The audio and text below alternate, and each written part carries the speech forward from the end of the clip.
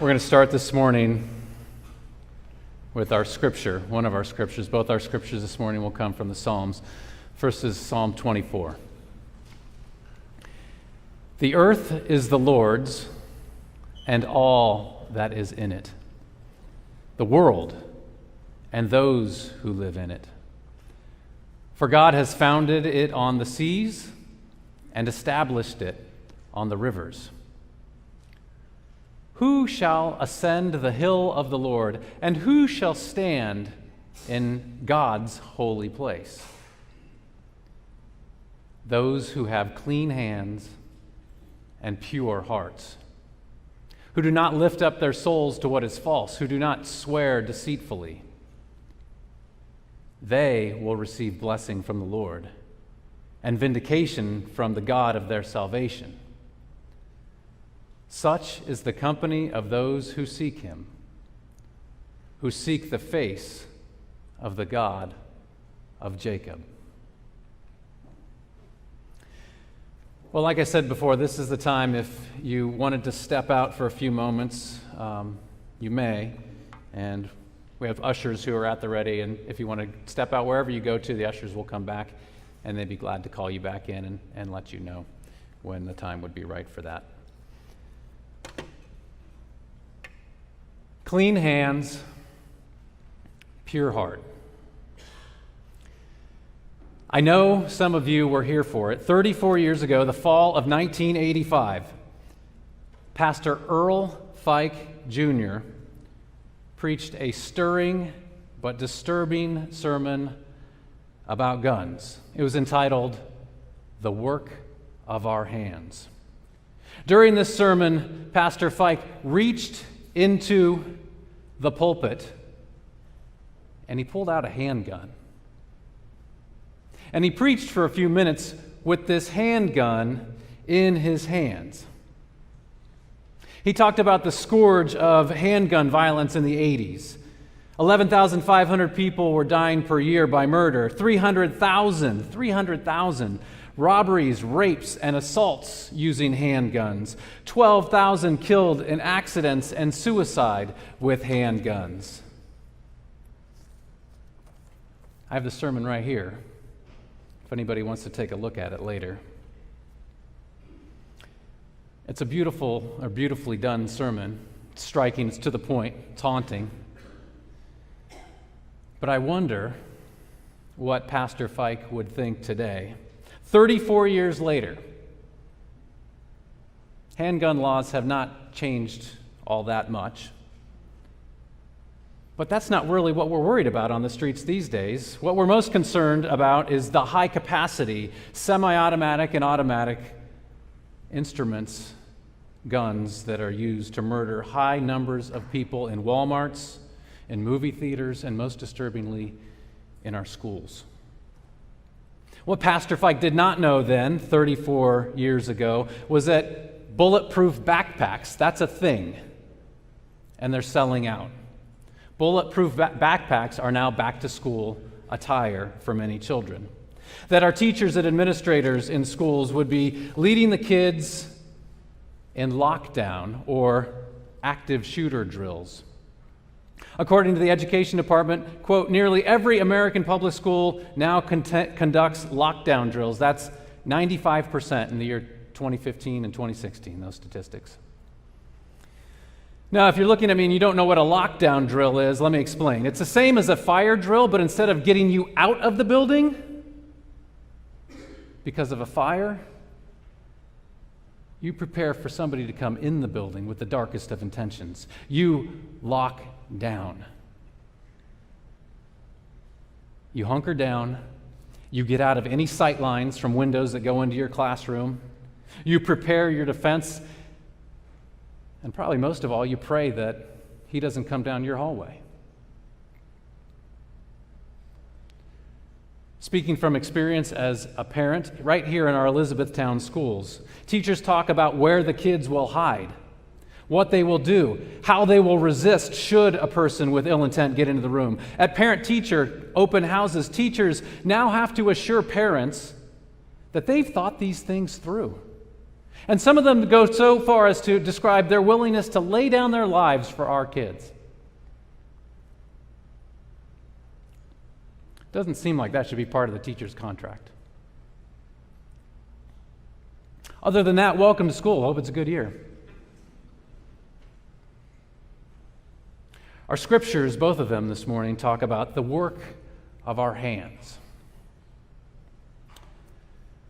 Our math teachers, though, they're putting their hands to work doing calculations and distances between the hiding places in the room and the steps to the door, should someone come in.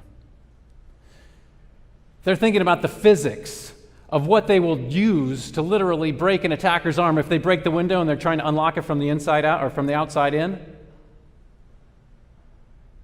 Science teachers have figured out which noxious chemicals and acids they have ready to throw on an attacker. This is not hyperbole. These are all real-life examples from the Elizabethtown Area School District and things that just my household has heard through the years. And of course, all this literally haunts our children's dreams. Some children miss days of school due to crippling anxiety that this will happen, and who can blame them? We know the massacres by name, right? Sandy Hook, Columbine, Marjorie Stoneman Douglas. Now, I wanted to take all the precautions necessary to keep our kids from hearing these things, but quite frankly, you all need to hear them. We need to hear them. Because if we're not interested in protecting the purest of hearts and the cleanest of hands that are our children's, what are we really doing here? Ushers, if there's anybody who stepped out, it's the time you can feel free to invite them back in. So where does all this leave us as people of faith? Tempted as we might be to debate gun laws, magazine capacity, how to define a semi-automatic versus an automatic weapon, the waiting periods before buying a firearm, who can have a gun, what laws to require for safe storage, and on and on and on. We're not going to do any of that this morning. Instead, we're going to do what we've been doing for the last few weeks. We are going to invite ourselves to think about how we respond as people of God, followers of Jesus, people of faith. What is the appropriate Christian response to the fact that this is our new reality, whether we like it or not? What is the appropriate Christian response when we have to teach our kids to duck and cover in school? What is the appropriate Christian response when we hear these statistics? 36,000 Americans are killed by guns every year. 36,000. It's 100 a day. 100,000 Americans are shot and injured each year. That's about 300 a day. Gun-related deaths increased 16% between 2014 and 2017. The U.S. gun homicide rate is 25 times that of other high-income countries. Women in the United States are 21 times more likely to be murdered with a gun than women in other high-income countries. What is the appropriate Christian response? So as we've done throughout this series, let's take a look at the things that are happening in our world and what our scriptural tradition might have to say about them. Because we're not going to get mired in politics here. We're going to talk as people of faith. We're going to have integrity as people of faith. Psalm 24 that I read earlier frames the question of integrity this way.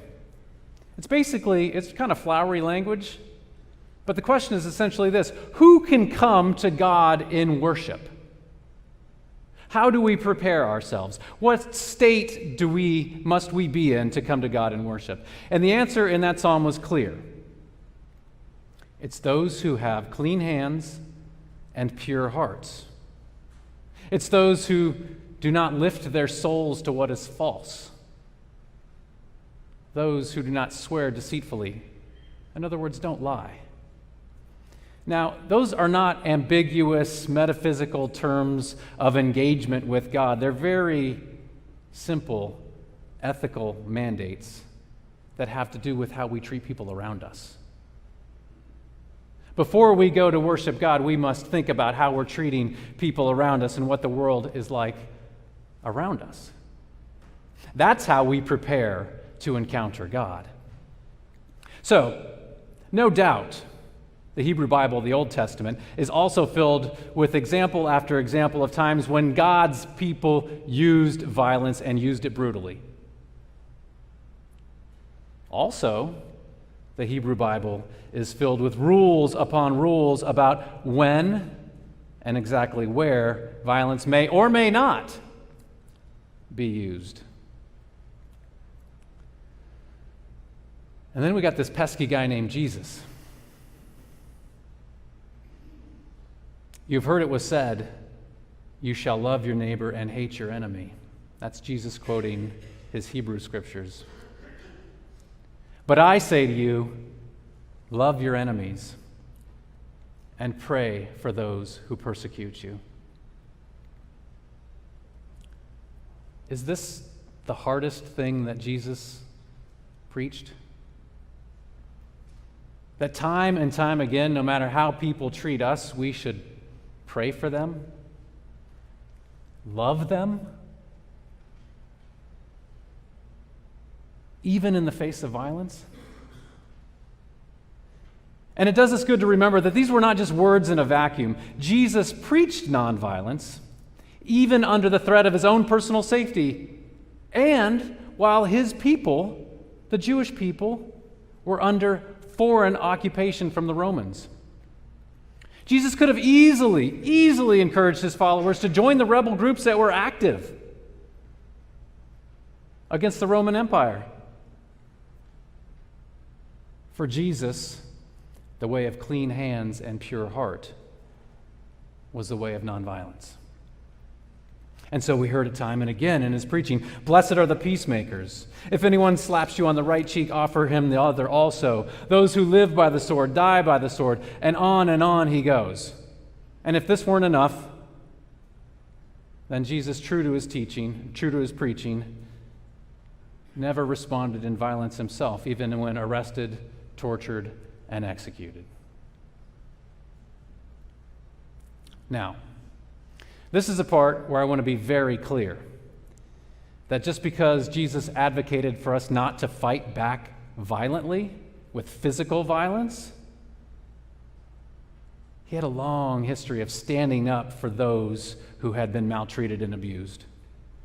He did not take abuse lying down, so to speak.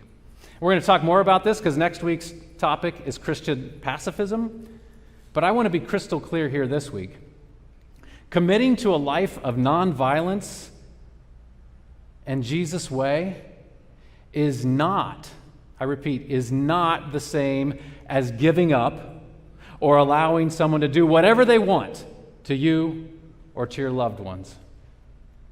I'm going to say it again. Committing to a life of nonviolence in Jesus' way is not the same as giving up or allowing someone to run all over you or your loved ones.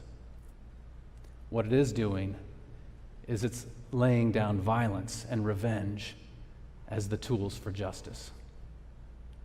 And it's replacing them with different tools. Tools that Jesus believed, I believe, actually create a lasting peace. So I wonder, where does all that leave us with guns?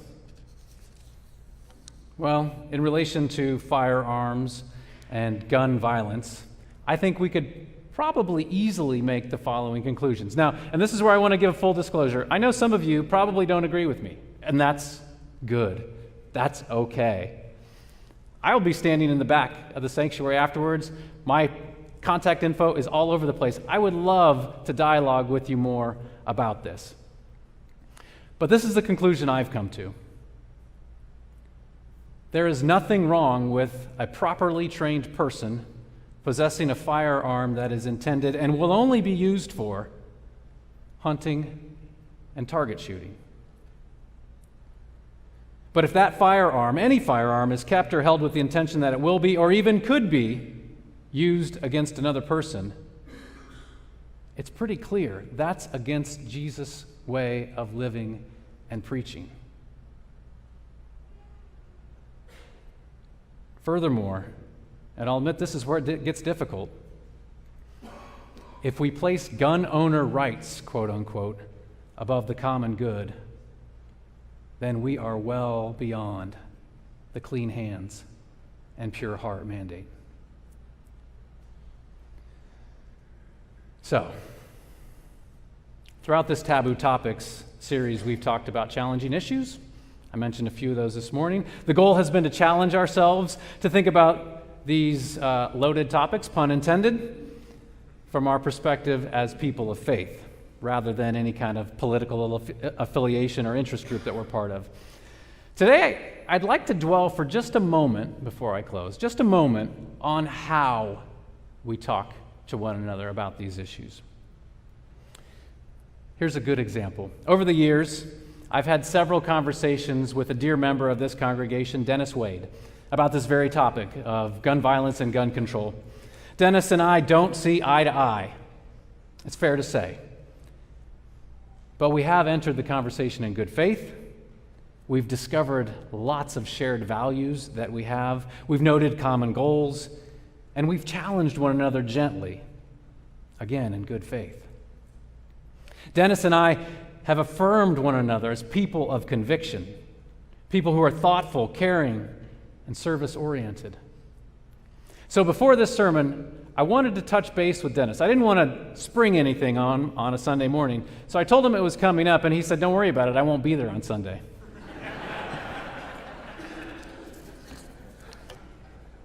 But he did agree. We sat down anyway. We sat down this past Thursday, and we spoke at length about how he and I both view this topic of gun violence and gun control and gun ownership as people of faith.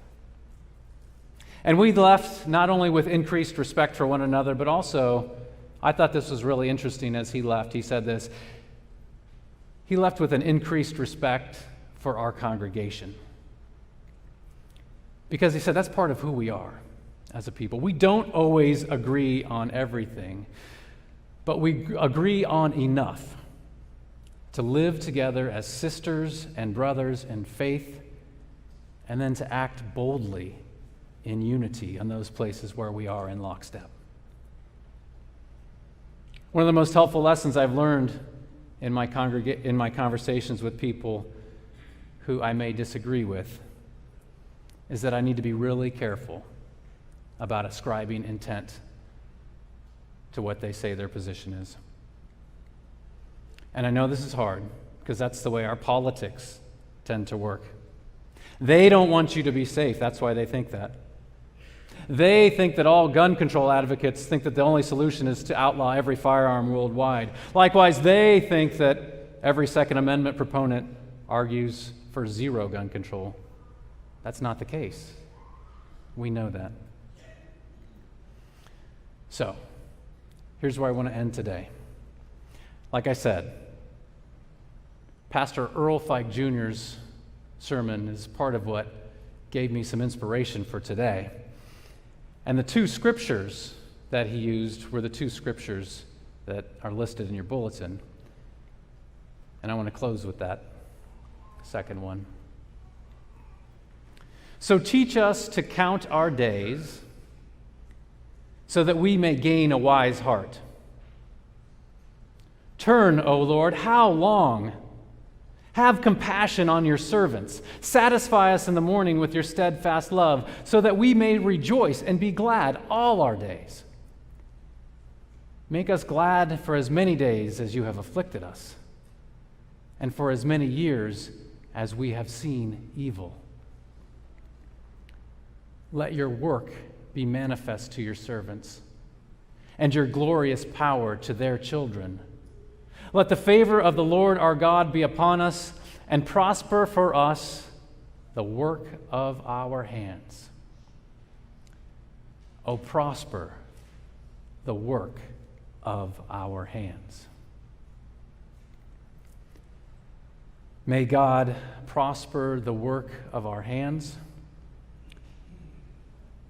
the words from our lips, and the intentions of our hearts.